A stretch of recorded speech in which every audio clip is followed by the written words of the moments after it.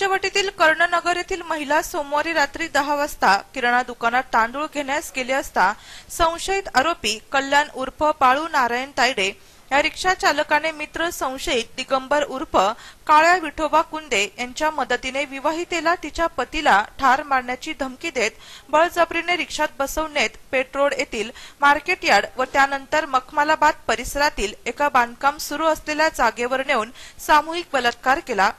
याबाबत महिलेच्या नातेवाईकांनी प्रारंभी ती हरवल्याची तक्रार दिली। विवाहिता घरी परतल्यावर तिने नातेवाईकांना घडलेला प्रकार सांगितला। तेव्हा नातेवाईकांनी पंचवटी पोलीस ठाणे गाठून फिर्याद देण्याचा प्रयत्न केला। त्यावेळी पोलिसांनी टाळाटाळ केली। नंतर याबाबत वरिष्ठांकडे जाऊ असे म्हटल्यावर एका अधिकाऱ्याने गुन्हा दाखल करून घेतला।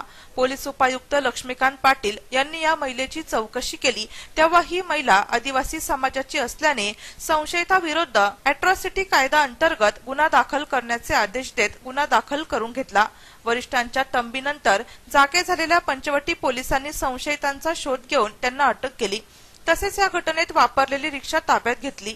याबाबत अधिक माहिती पंचवटी पोलीस ठाण्याचे वरिष्ठ निरीक्षक के.डी. पाटील यांनी दिली। रिक्षामध्ये एका बाईला ते दोघजण रिक्षा ड्रायव्हर आणि त्याचा मित्र असे दोघजण मिळून रिक्षामध्ये घेऊन गेले होते। शरदचंद्र मार्केटच्या टेरेसवरती येऊन त्यांनी रेप केल्याबाबत तक्रार आलेली, त्यानुसार गुन्हा दाखल करण्यात आलेला आहे। IPC 366, 376 आणि अॅट्रॉसिटी प्रमाणे गुन्हा नोंदवण्यात आलेला आहे। पुढील तपास चालू। त्याच्यात एकूण जे 2 आरोपी होते, दोघं आरोपींना आपण अटक कालच केलेली, अटक करण्यात आलेली आहे।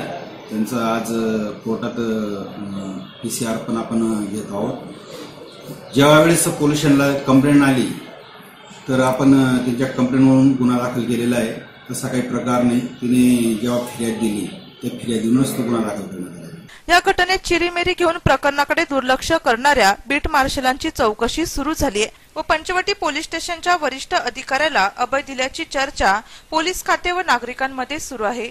नाशिक सिटी न्यूज साठी प्रतिनिधी रोहन दानी, नाशिक।